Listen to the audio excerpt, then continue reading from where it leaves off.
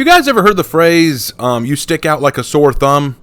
Now I understand exactly what that phrase means, because a sore thumb really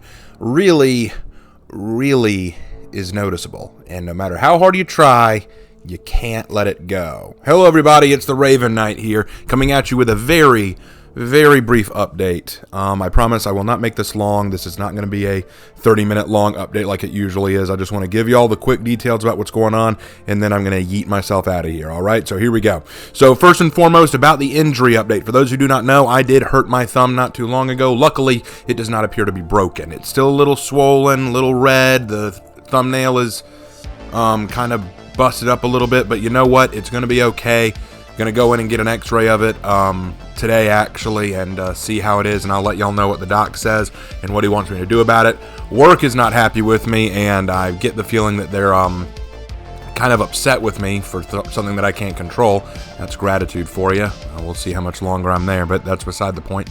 In any case, I'm dealing with that in my own way. I will get through it. It's a pain in the butt, but I will figure it out.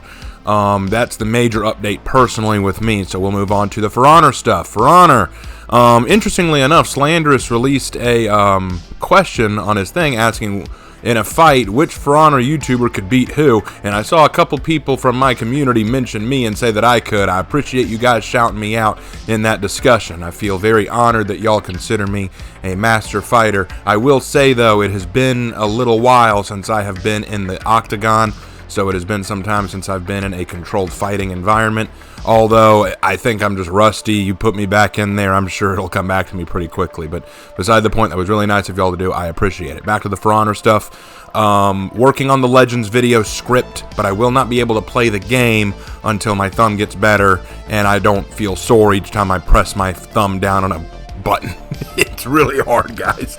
So just give me a few more days and I promise I'll get back to work on that. As for the Heroes in History, like I said before, it's probably going to end up coming out in June. I don't think it's going to get done this month. I've still got some more research to do, and I'm still not satisfied with where it's at. I'm still having second thoughts entirely about the whole idea of Heroes in History, because there are times where I feel like, man, I may be almost done with this, but I'm wondering how much people really enjoy this. Like just the other day, I was thinking, do people really enjoy my meme montages at the end? That's something that I've been asking for a while.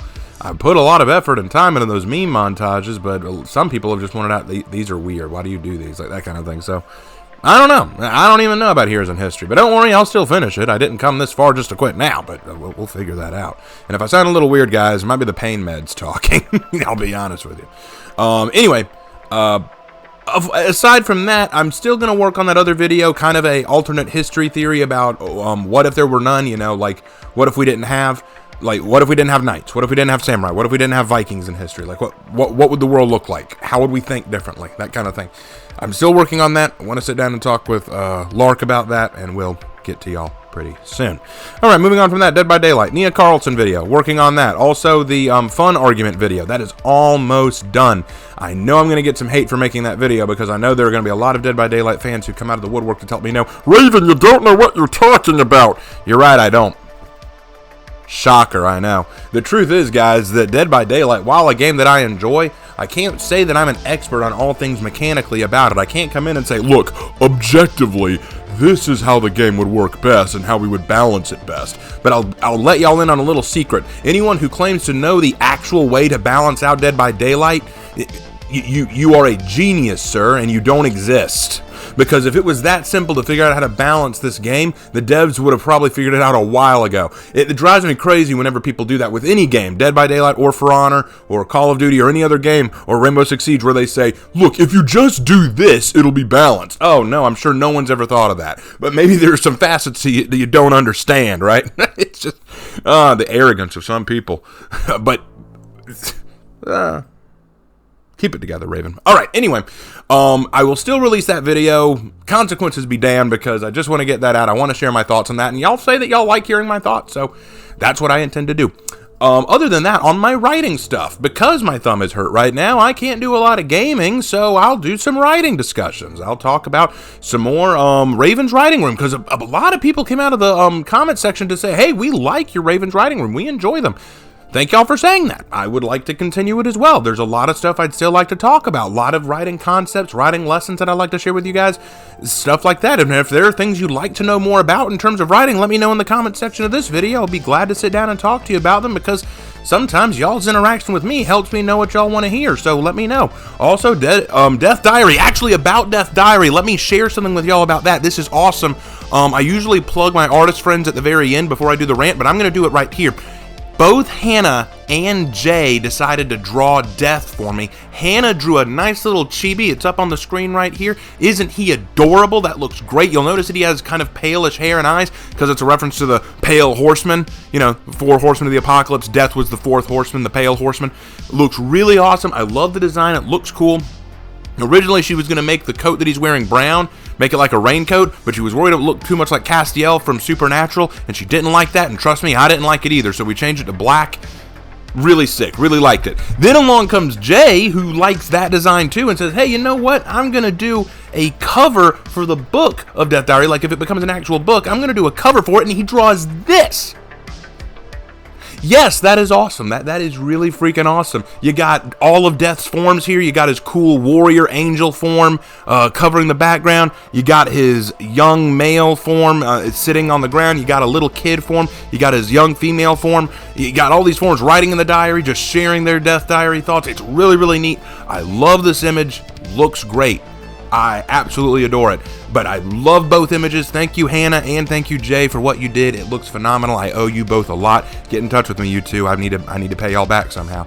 We'll work out the details later. But I wanted y'all to see it because it looks freaking cool, doesn't it? All right, so anyway, I'll be working on a new Death Diary entry pretty soon. It's actually one of the few things that I do on this channel that my parents and extended family really like listening to.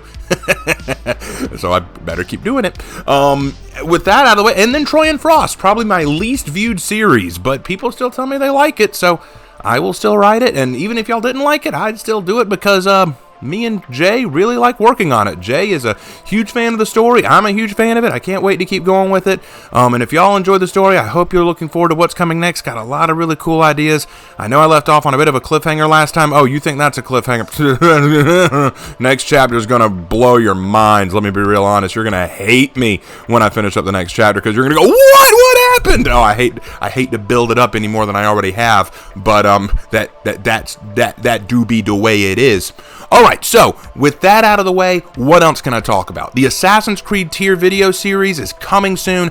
Lark and I have finished going through the first game. We're going to record our thoughts on it. We're going to give you our tier list, and we're going to put the first Assassin's Creed game on the tier list and let you know where we think it sits. We look forward to giving that to you. Speaking of Lark, Lark is bringing us the Hyuga Lark's Lamentations. Yes, we're looking at Naruto finally and looking at the Hyuga clan first, and we're going to talk about our problems with it. And then after we talk about our problems with the Hyuga clan, wait for it, we are finally going to do our video on why Naruto makes no sense. We call it Naruto Just Don't Think About It. Because the more you think about Naruto, the more you start to go,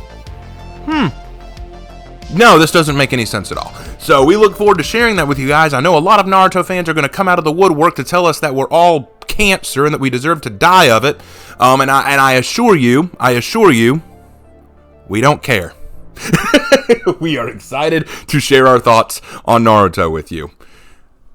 Anyway, with that all out of the way, I am excited for what's coming to the channel. I hope y'all are excited for what's coming to the channel. I've been working really hard and trying to make things fun. I hate to admit it, guys, but I did kind of hit burnout earlier this week, so I'm a little tired. I'm a little worn out. I'm trying to get this out fast because I just got off work, and it was a very rough shift, especially with a hurt thumb. It's very hard to make things roll quickly with that going on, and I know that the management and most of the staff were pretty annoyed with me because I couldn't do all the things I normally could, so they were having to pick up some of my slack, and I think they were a little mad at me about that, but I already talked about that. We won't go into that anymore, so we're done with that. All right, so I know what y'all want. I know what y'all want now. You are saying, all right, Raven, it's time for a rant. Are you ready to give us a rant, Raven? Well, you know, yes, I'm totally ready. Okay, so here's what I have to say for my rant today.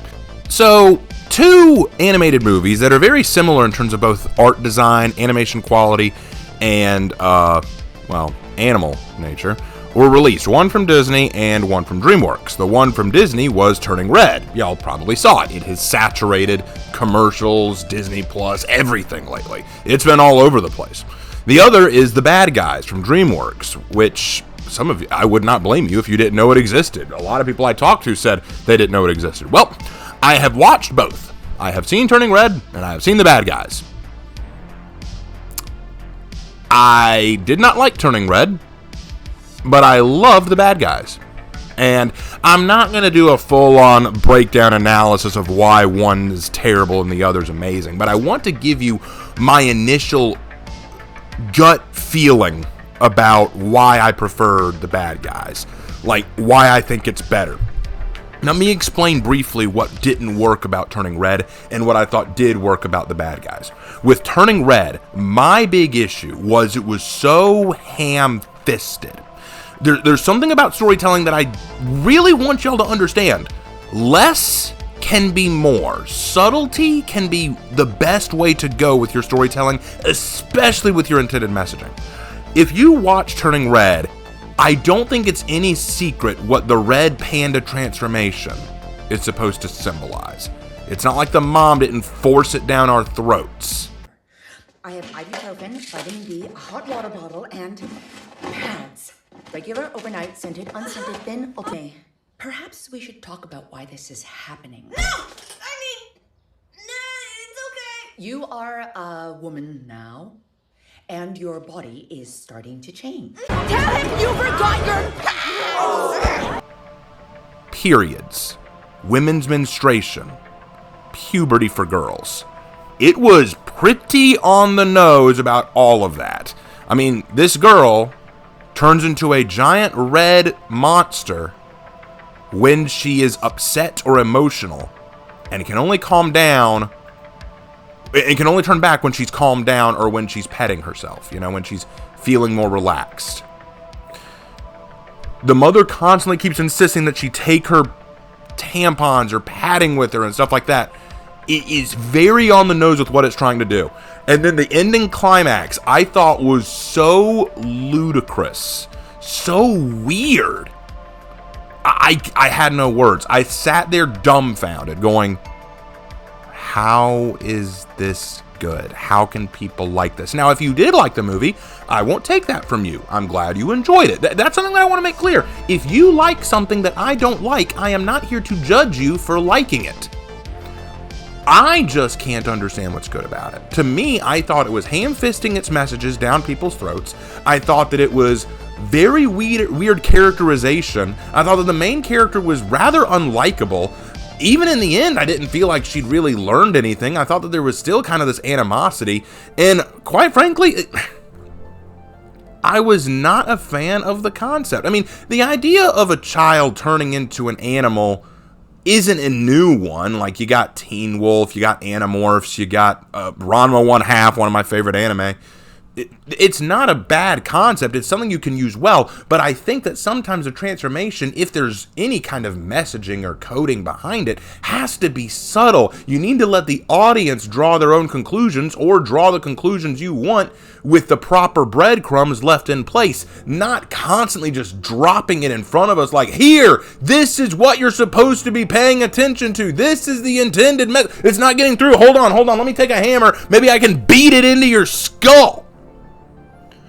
And then the ending fight between the mom and the daughter, the mom saying that she sacrificed everything for her family. She put her family first. And then the daughter saying, well, I can't be like you. The obvious implication, therefore, is that the daughter is going to put her needs first above the family. And then people are surprised when general family audiences, especially parents, look at that and go, that's not a good message we want our kids to be taking. That they are validated and justified for making decisions without consulting parents and considering parents old-fashioned or not worth listening to or talking with. And people are surprised when people may not like that. Again, if you like the movie, great. But I thought it was unsubtle, I thought it was very ham-fisted, and I thought that the transformation didn't work the way it should have. I think it could have been handled better. Now let's talk about The Bad Guys. In many ways, The Bad Guys is a much simpler story.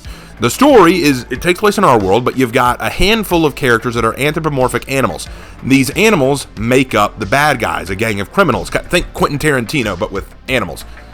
All these animals that make up the bad guys are your stereotypical bad animals that you see in most folktales. You got the big bad wolf, who's the leader. You got Mr. Snake. you got Miss Tarantula, you got Mr. Shark, you got Mr. Piranha. They're basically these animals that we have always coded to be bad or evil or dangerous in our cartoons and media and folktales, and thus they've decided, since the world is afraid of us and hates us anyway, we might as well just be bad and do bad things, because that's the way nature designed us, therefore live the way we want to. Until while on a heist, because that's their whole thing, they go on heists, they steal things, Wolf, the leader, suddenly is praised for helping somebody, and he starts to feel good about the way he did that, like good that people praised him, and he thought to himself, maybe there's another way we could approach this. Maybe we could turn a new leaf. Maybe we could be good. But he doesn't consult the rest of the group about this. He kind of leads them on a little bit, saying, hey, we'll pretend to be good so that we can stay bad. We'll convince everyone that we're good so that we can pull off a better heist, not telling them that deep down he's kind of wanting to become good. Now, when I watched the movie, I very much enjoyed it. The animation style was very fast-paced, very energized. The colors were great. The characters were well fleshed. Well, okay, I won't say that. The characters weren't very fleshed out. In fact, I think that's one of the weaknesses of the film. It put a lot of emphasis on a couple of the characters while leaving a few out. For example, Wolf and Snake got a lot of time. Shark didn't get a lot of time. I wish we'd given Shark more time, but that's beside the point. The point is, it was very clever in the way it handled itself, and you don't see a lot of kids' movies that deal with heist kind of stuff and this kind of character interaction, so I thought this was a very cool movie. Some people have tried to say, it's just the same message as Zootopia, don't judge a book by its cover. And even Doug Walker in his review tried to say, I think the film was very confused with what its message was trying to be. My argument would be, I don't think so. I think the message was there. I think it was more subtle, though. The message I found was that sometimes you can find good hiding underneath the surface. I think what happens is we make brash assumptions based on other people's feelings towards us, and we decide we can't be who we want to be because of what people assume about us. Notice it at the very beginning of the movie. If you actually watch the movie, at the very beginning when Snake and Wolf are eating at a diner, when they're getting up to leave to go rob a bank, Wolf goes up and still pays for the meal. He still leaves cash on the counter for the meal. Snake, according to Wolf, constantly skips the bill and gives it to Wolf to pay. It's like, you're gonna stick me with the bill. Again. Well, it is my birthday. So now you play the birthday card? That's interesting. Can we get a check, please, when you get a chance? Hello? Checkity, check. You know what? We're just gonna leave the money right here, okay? This reveals a little bit about the character. Snake is totally comfortable with being a villain, totally comfortable with, messing with people, leaving without paying. He's cool with that. Wolf, deep down, he's probably a good guy. He apologizes when they go in to rob the bank, saying, sorry, excuse us, don't mind us, we're just robbing this place. When he's about to leave, I'm gonna leave the money on the counter. He's not a bad guy. Deep down, he's actually a pretty genuinely good guy, but he has been so convinced and told, you're the bad guy, you're the big bad wolf. He's just gone, I guess I'm bad, without stopping to think, maybe there's more to me than I ever thought of myself. That's what we call, in the writing business, folks, subtlety. That's what we call character. By actually visually seeing Wolf and Snake act the way we do, we learn about their characters without them having to straight up tell us. In Turning Red, we need the mom to keep hammering in that this is a movie about puberty and periods and stuff like that. Whereas with the bad guys, well, yes, there were some moments where I felt like it was a little more direct than it needed to be. I'll give Marmalade this. At least he sees the world for what it is. A place where some people are scary and some people are scared. There were lots of very quiet and even subtle moments. I thought that it handled itself a lot better. Yeah, right. Yeah, okay. I guess that makes sense, yeah. But if the plan were ever to change, you'd tell me, right? You have my word. That's not the plan. What is happening? He's gone rogue. Now, is it a perfect film? No, there were some problems, and there's some things that don't make a lot of sense about it. But at the same time, both, at the end of the day, Turning Red and The Bad Guys are kids' films, animated kids' films, presented by two titans of kids' animation and entertainment.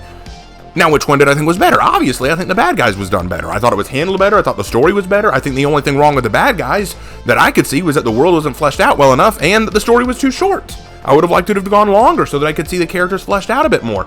But with Turning Red, I thought it was too long production that wasn't very focused and a little just, like I said, about as subtle as an anvil falling down the stairs. You know, it just loud and noisy and very painful to witness. You know, I just, man. If you haven't seen The Bad Guys yet, guys, go check it out. I may do a video talking about some of the things that I really enjoyed about the movie.